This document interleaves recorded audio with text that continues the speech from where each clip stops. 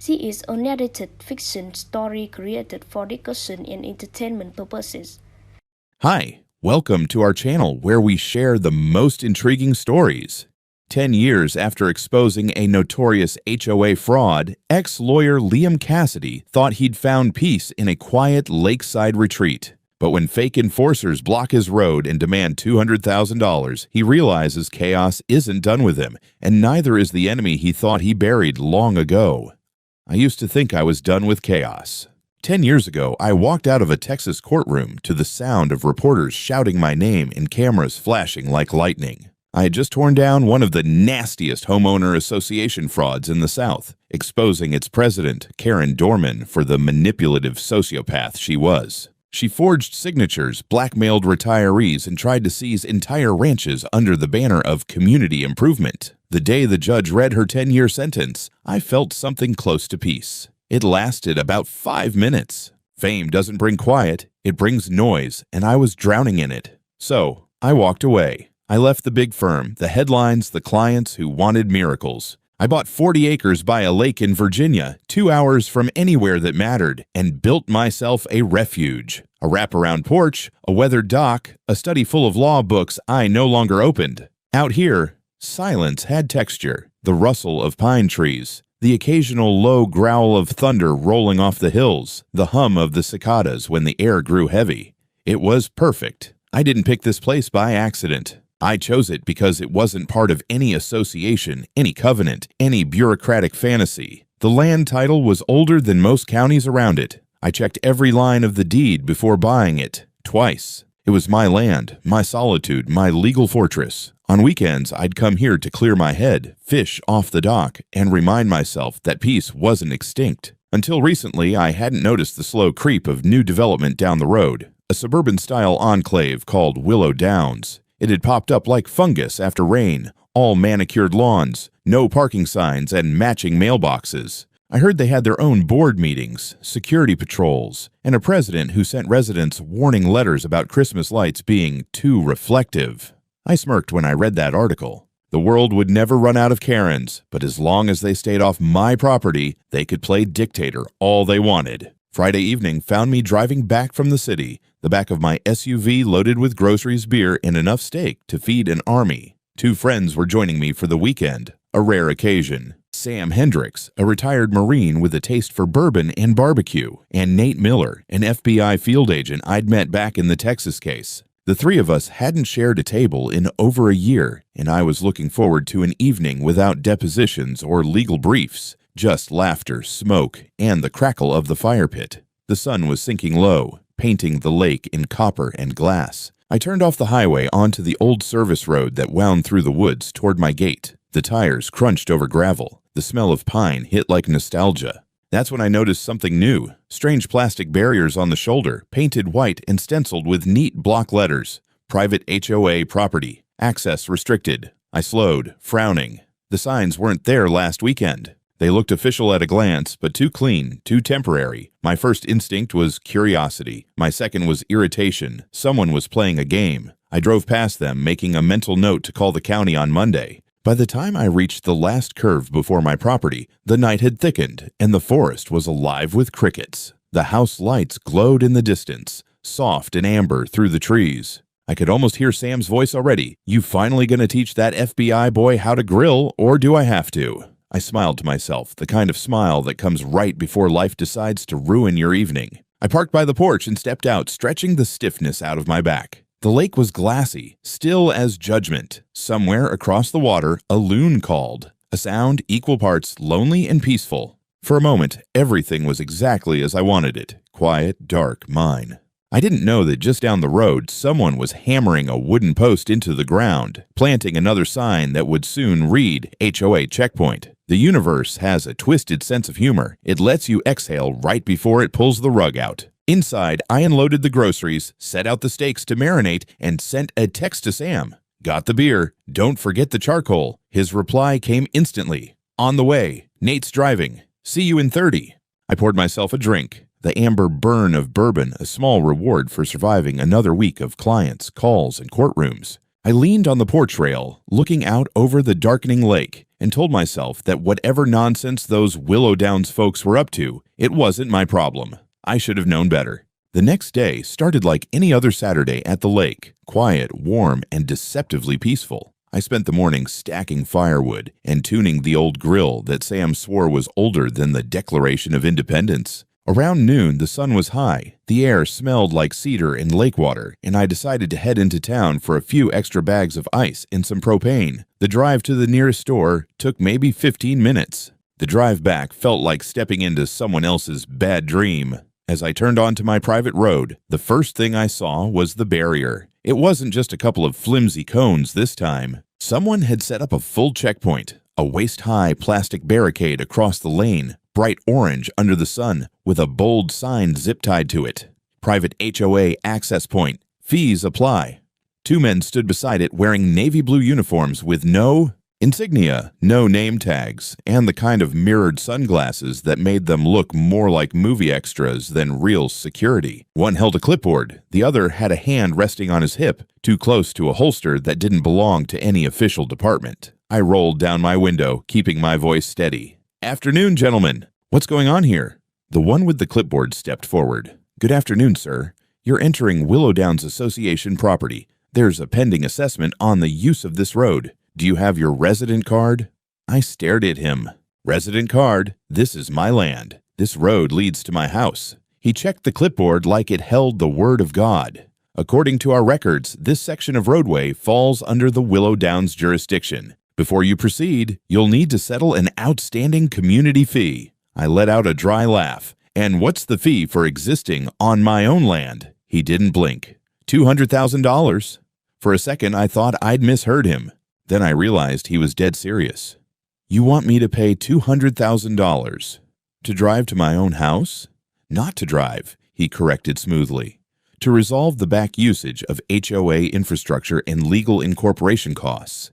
Failure to pay will result in a lien and civil action." I could feel my jaw tightening.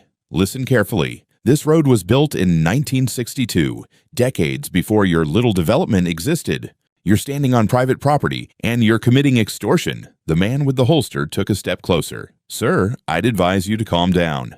"Calm down," I said, my voice flat. "You're lucky I haven't called the sheriff yet." He leaned closer, his breath sour with coffee. "You can call whoever you want, but until this is settled, you're not passing this point." The tension broke all at once.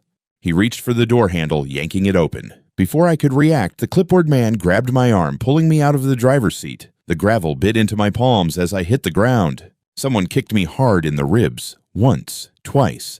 Then the world spun sideways. I heard shouting, the crack of my phone hitting the dirt. I don't know how long it lasted. Seconds, maybe. The kind of seconds that stretch into forever. I remember one of them saying, "Get his keys," and another laughing. Then cutting through the chaos came a sound that didn't belong here. A low engine rumble, fast and purposeful. Two sets of headlights turned the corner. My attackers froze. The first truck skidded to a stop, door flying open before it even settled. Sam Hendricks hit the ground running like the Marine he used to be, his voice cutting through the air. "Step away from him! Now!" The man with the holster spun around, hand twitching toward his sidearm. He didn't get the chance. Sam tackled him like a battering ram, sending both of them crashing into the barrier. Plastic splintered, dust flew, and I heard the unmistakable thud of a fist meeting bone. The second car door slammed. "FBI!" Nate's voice boomed across the road. "Drop your weapons and back off!" The clipboard man froze mid-motion, staring at the badge Nate held up. His lips parted, but no words came out. Sam had already pinned the other guard to the ground, knee on his shoulder, breathing hard but steady. The man squirmed once and then gave up, spitting blood into the dirt. Nate moved fast, securing the scene like he'd done it 1,000 times. "Liam, you good?" I coughed, testing my ribs. "I've had better Saturdays." "Stay put," he said, pulling his phone. "We're calling this in." Within minutes, the sound of sirens bled through the trees. The county deputies arrived, lights flashing, confusion written all over their faces.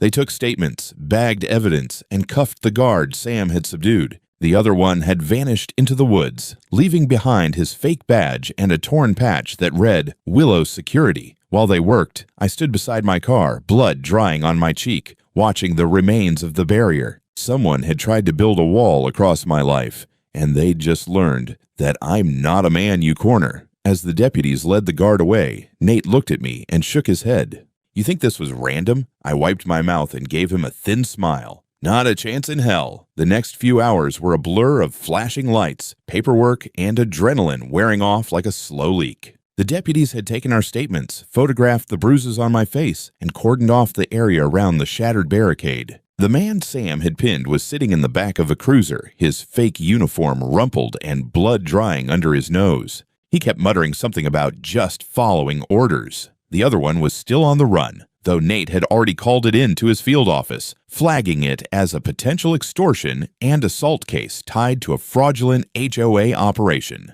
By the time the last squad car rolled away, it was early evening. The lake had gone still again, as if trying to pretend none of it happened. Sam handed me a bag of ice for my ribs and muttered, "You sure know how to throw a cookout." I chuckled despite the pain. What can I say? Trouble has good aim. Nate was pacing nearby, phone pressed to his ear. He was all business now, every bit the federal agent again. Yeah, 2 suspects, 1 in custody, private property, possible interstate fraud. Yes, I'll email the details. Right. He ended the call and looked at me.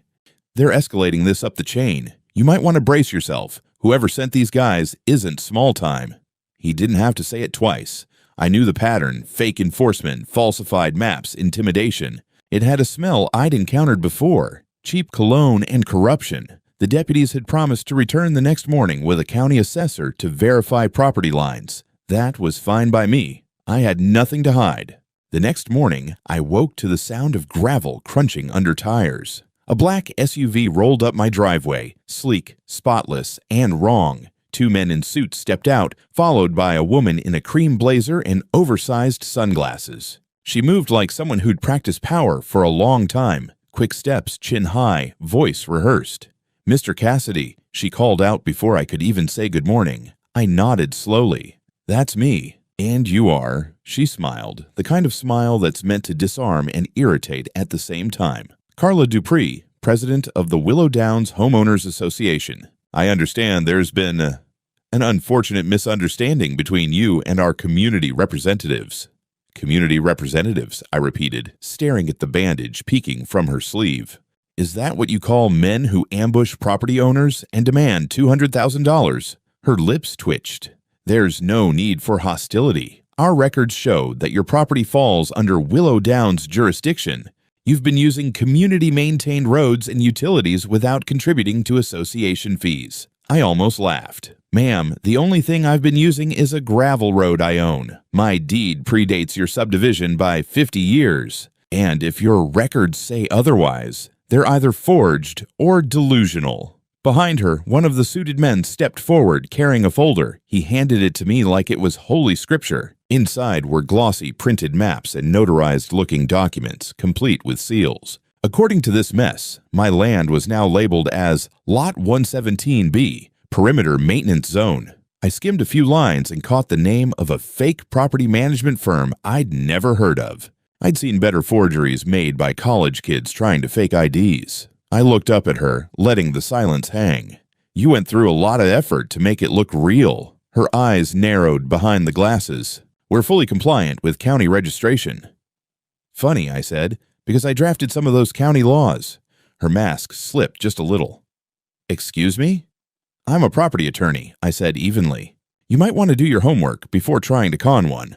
The words hit her like a slap, though she recovered quickly. "Then you know this can go to civil court. We'll see whose paperwork holds up." "Can't wait," I said, handing the folder back. "Now, if you'll excuse me, you're trespassing. Leave before I have the sheriff escort you off." She hesitated for a beat, then nodded to her men. "Come on, gentlemen, let's not waste time arguing with someone who doesn't understand how communities work." I watched them drive off, their SUV leaving a trail of dust and arrogance. Sam was leaning against the porch rail, arms crossed, eyes hard. "Something about her seem off to you." "Yeah," I said quietly. "Everything." Nate joined us, holding his phone up. I got her plate number, running it through the bureau database. He glanced at me. "You think she's bluffing?" "Maybe," I said. "But if she's not, then she's forged more than paperwork. She's forged an entire identity." That night, I sat at my desk, flipping through the old case files from Texas I kept locked away, a relic of my past life. One headline caught my eye. HOA president sentenced for fraud. Karen Dorman convicted in landmark case. I hadn't looked at that name in years. But as I replayed the woman's voice in my head, her clipped tone and brittle confidence, something twisted in my gut. Carla Dupree, Karen Dorman, different name, same venom. The game had just become personal again. I didn't sleep much that night. The more I replayed her face in my head, the more certain I became. The cadence, the smug little pause before every threat, the way she tilted her chin when cornered, it was all the same. Carla Dupree was Karen Dorman, the ghost I thought I'd buried in a Texas courtroom a decade ago. And if she was back, she wasn't just here for money. She was here for me. At dawn, I brewed a pot of coffee strong enough to dissolve a horseshoe and sat at my desk. The sun hadn't even cleared the tree line when I pulled out my old case archive from the bottom drawer. Every deposition, every notarized affidavit, every exhibit from the Dorman case was still there. I flipped through them until I found the mugshot. Karen's face, younger, harder, framed by an orange jumpsuit. Even through the grainy photo, the defiance was the same. I compared it to a still frame from my security camera footage taken the day before, when she'd been standing at the checkpoint giving orders. The resemblance wasn't close, it was identical. I scanned both images and emailed them to Nate. Within minutes, my phone buzzed. "You're sure it's her?" he asked. "I'd bet my law license on it. I'll get a confirmation. We'll run her prints and facial match through Quantico." "But Liam," he paused. "If it is her, this isn't just local fraud anymore. She's still on parole. That means federal violation." "Good," I said, because the state lines didn't save her last time either. After we hung up, I stepped outside. The air smelled like wet pine and gasoline. Someone had been on my property again. There were fresh tire tracks near the fence line, the kind that didn't belong to my truck. I followed them to the end of the driveway, where something glinted in the dirt, a manila envelope sealed with red tape. Inside were photos, my house, my car, me, apparently taken the night before while I was inside reading. The last one was a close-up of my mailbox with a note pinned to it. "Don't make this harder than it needs to be." No signature, no return address, just the kind of threat that doesn't bother hiding. I didn't call the sheriff this time. I called Nate. He arrived by noon, unmarked car, quiet suit, serious expression. Sam showed up not long after, baseball cap low, arms crossed. We went over everything on the porch, photos, tracks, the envelope. Nate bagged it carefully for evidence. "She's escalating," he said. "This isn't about property lines anymore. She's targeting you personally." "That's fine," I said. "She's playing my game now." Sam grunted. "You're not thinking of taking her on alone, are you?" "I'm thinking of doing what I always do. Show the truth and let the law do the rest." By late afternoon, Nate called his bureau contact. I could hear his side of the conversation, short, clipped sentences, the tone of a man who doesn't have to ask twice. Run the alias, check parole records, look for interstate registration anomalies. When he hung up, he looked at me. "They're digging. If she forged documents for the HOA, there'll be a paper trail a mile wide." That night, a storm rolled over the lake. Rain hammered the roof like fists. I sat in my study with a single lamp on, combing through the scanned property filings for Willow Downs. Most of them were public record, bland and boring, until they weren't. I found one document stamped with a notary seal from a firm in North Carolina. Only one problem: the firm had dissolved 8 years ago. It was the same tactic Karen had used before. Dead companies, fake authorizations, real money. Around midnight, I got an email from Nate. Confirmed. Carla Dupree is an alias. Matched to Karen Dorman, positive identification, 99.8%. Attached was a full FBI report with her parole conditions. She'd been released early for exemplary behavior and legally barred from holding any administrative or fiduciary positions. In other words, she'd broken her parole the moment she took that HOA presidency.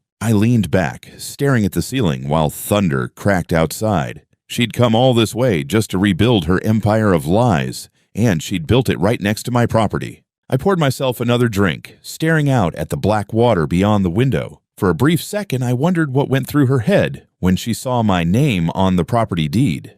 Did she laugh? Did she think fate was handing her a rematch? If so, she was about to learn that some opponents don't stay buried, and some fights end worse the second time around. Just before I went to bed, I checked the cameras again. At the far edge of the property, where the road met the woods, headlights flashed once, then disappeared. Whoever it was, they didn't linger, but I knew the message. She was watching. The next morning, she'd regret it. By the time the morning fog lifted off the lake, the game had shifted. Nate had filed an official report through the Bureau, and now every document connected to Willow Downs was under a microscope. For the first time in years, I felt that old courtroom energy returning, the same pulse I'd buried under bourbon and solitude. Only this time, I wasn't fighting for a client. I was fighting for my own front yard. Before noon, 2 county investigators and a forensic accountant arrived at my property. They spread out blueprints and deed maps across my dining table, each one revealing another layer of rot beneath the HOA's polished exterior. According to the filings, Willow Downs Homeowners Association was legally managed by a firm called Westbridge Property Management, LLC. Only, as the accountant explained while scrolling through a laptop, Westbridge had no employees, no office, and no tax records. Its registered address was an abandoned post office box in Florida, its EIN belonging to a completely unrelated landscaping company that went bankrupt 6 years ago. I almost laughed. It was the same old trick. Ghost corporations to make fake authority look legitimate. Karen had turned forgery into performance art. The investigator, a balding man named Raines, adjusted his glasses. "Mr. Cassidy, how did you know where to start looking?" "I didn't," I said, pouring coffee for the room, "but I know how a liar thinks. They build everything out of paper, hoping no one checks the ink. By the afternoon, we had a timeline. Karen had formed the HOA using falsified incorporation papers, bribed a notary in another county to stamp them, then submitted them to the state. With forged digital signatures, every home sold inside Willow Downs traced back to those documents, which meant every homeowner there had been scammed without realizing it. They'd been paying dues to a non-existent legal entity, her personal piggy bank. As if on cue, my phone buzzed. A text from an unknown number. "You're destroying good people's lives. Walk away, Liam." A minute later, another. "You think the law protects you? It doesn't this time." I showed the messages to Nate. He frowned. "Burner phone, she's getting desperate." "Good," I said. "Desperate people make mistakes." That evening, I got my first proof of it. Around 6 o'clock, a man in a faded HOA polo shirt came knocking, one of the residents judging by the nervous way he held his cap. "Mr. Cassidy," he asked, "can I talk to you? Please." Off the record. I nodded and led him onto the porch. He introduced himself as Brian, a contractor who'd bought one of the newer homes in Willow Downs last year. His eyes darted to the trees like the woods themselves were listening. "I didn't know what was going on," he said, "but I think Mrs. Dupree, the president, has been forging payment receipts. She made us sign membership agreements when we closed on the houses, said it was required by state law. But my brother works for the county, and he says no such law exists." I listened carefully, jotting notes. "Did you keep copies?" He nodded, pulling folded papers from his jacket. "I took pictures too. She threatened to fine me when I asked questions, said she'd revoke my building permits. That's when I knew something was off. And then I saw what they did to you on that road. That's when I realized she's dangerous." "You did the right thing coming here," I said. "You might have just helped end this." Brian's hands trembled as he lit a cigarette.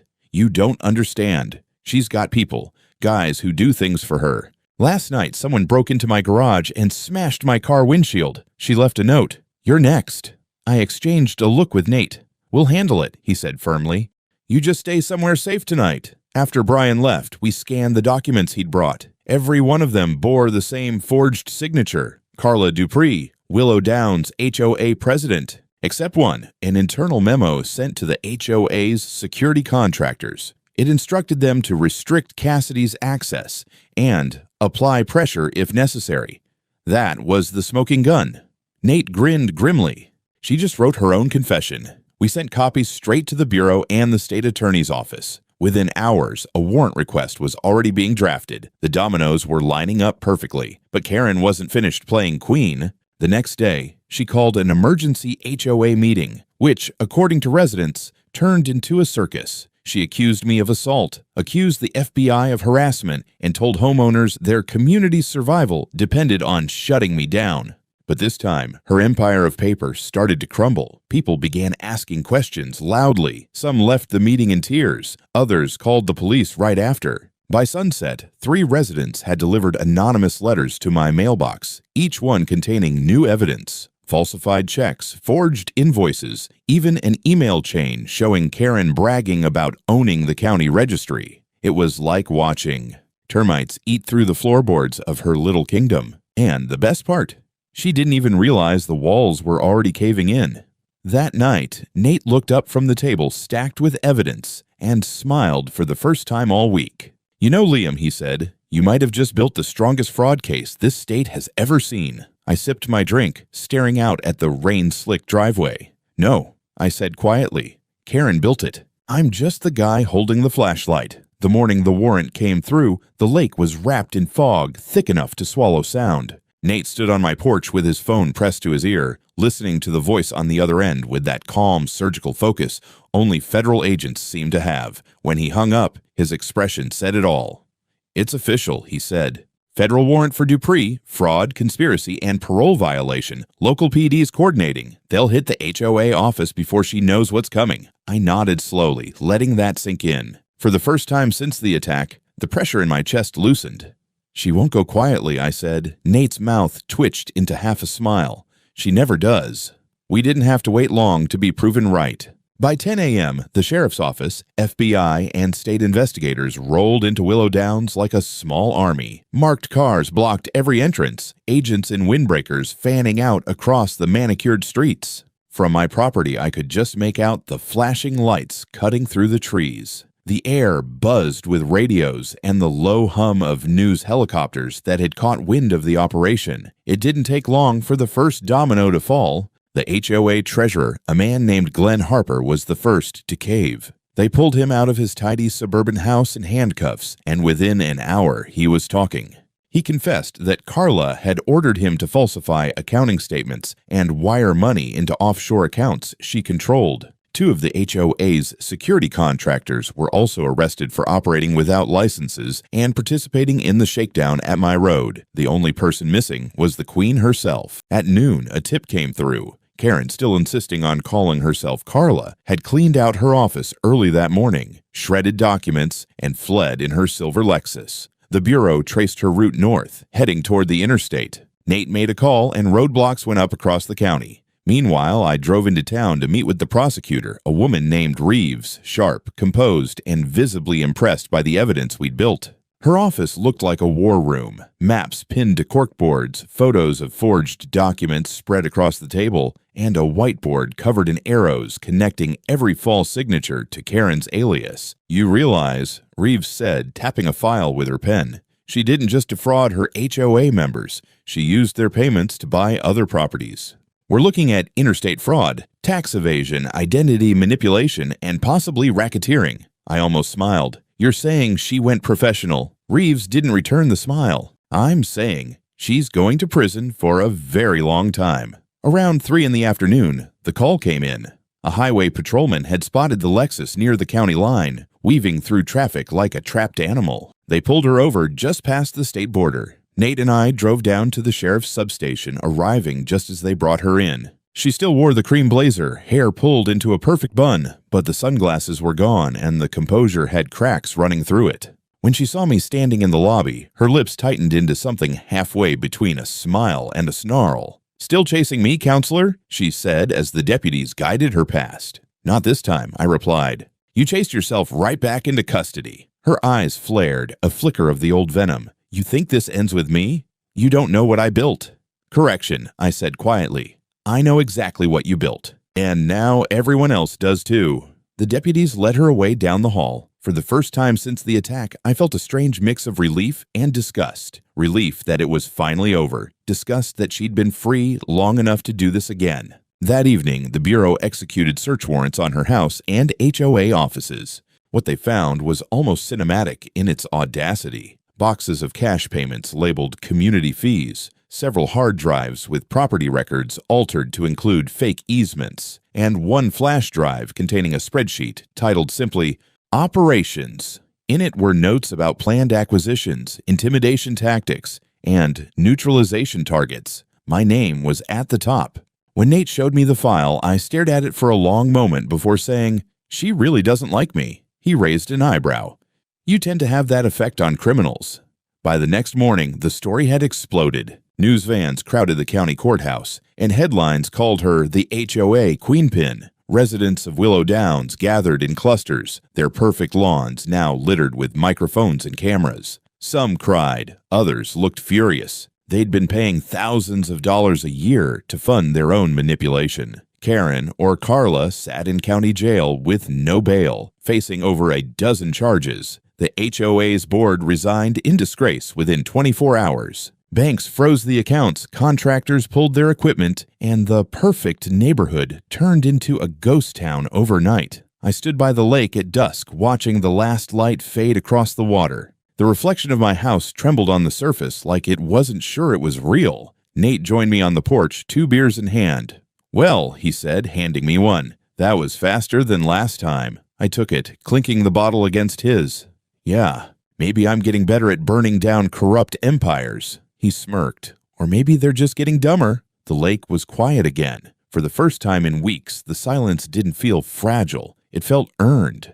3 months later, the courthouse in Fairfax County had turned into a carnival of microphones, reporters, and angry homeowners. Every inch of marble floor echoed with tension. The words, "State of Virginia versus Carla Dupree," also known as Karen Dorman, were printed in bold across every case file. She had finally run out of names to hide behind. I hadn't wanted to testify at first. I'd told the prosecutor, Reeves, that the evidence spoke for itself. The paper trail, the confessions, the fraud network. But she insisted. "The jury needs to hear it from the man who stopped her once before," she said.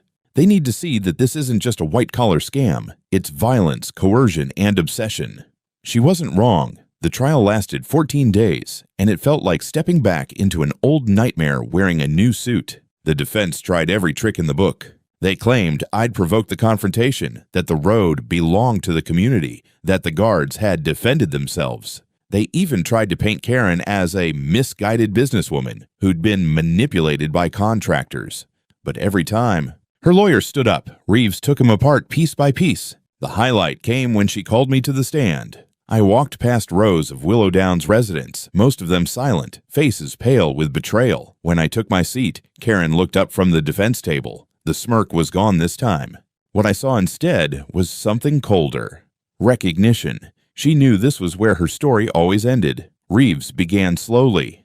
"Mr. Cassidy, would you please describe your first encounter with the defendant?" I did. Every word of it. The roadblock, the demand for $200,000, the beating, the arrival of my friends. The courtroom was so quiet you could hear the bailiff breathe. When I described her coming to my property pretending to be an HOA president, Reeves asked, "At that point, did you know who she really was?"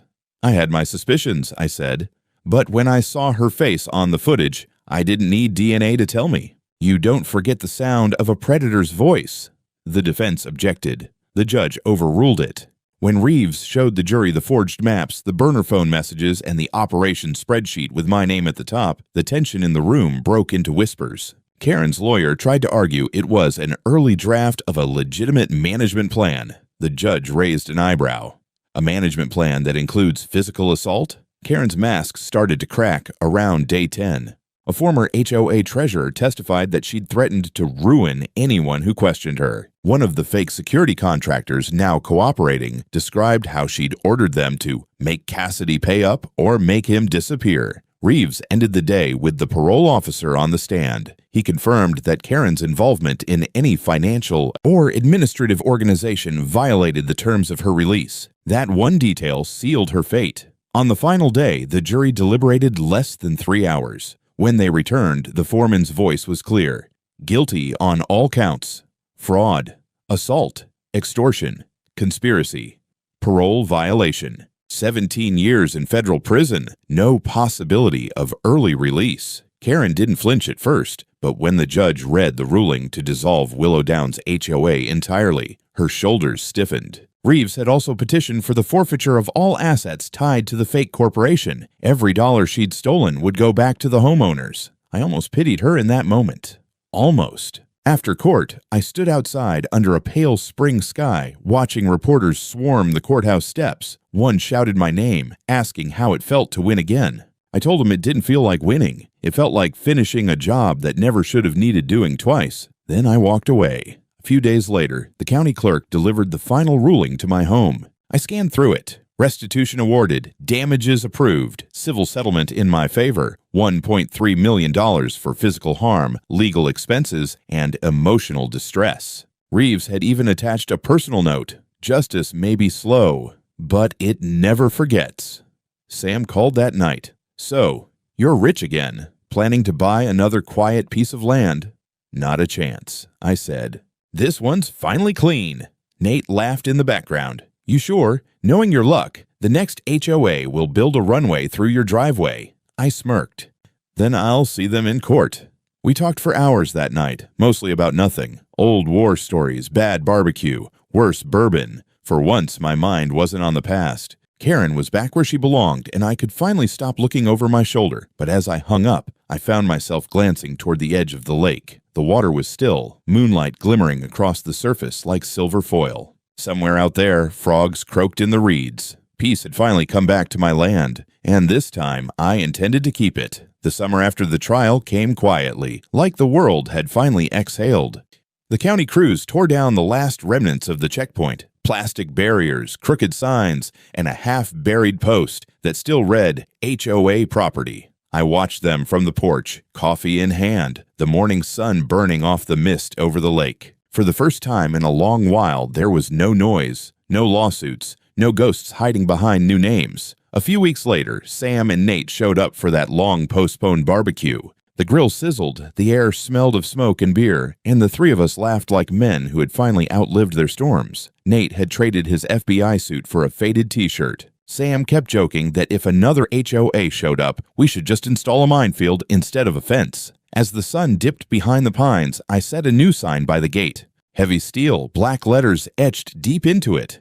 Private property. Trespassers will be prosecuted. And they were. The words made Sam chuckle. Subtle as always, counselor. I'm retired, I said. Subtleties for people who still care about clients. Nate raised his beer. To old enemies and better endings. We clinked bottles, and for a while, the only sound was the cicadas and the crackle of fire. The lake caught the orange of the sunset and threw it back like glass. I thought about Karen, how much destruction one person could cause trying to own what was never theirs. She'd built empires on lies, and in the end, every one of them sank under the same truth. When night came, I sat on the dock alone, bare feet skimming the water. The sign at the gate gleamed faintly behind me. Somewhere in the dark, an owl called, and the echo rolled over the water like a full stop at the end of a long sentence. Peace this time didn't feel temporary. It felt earned.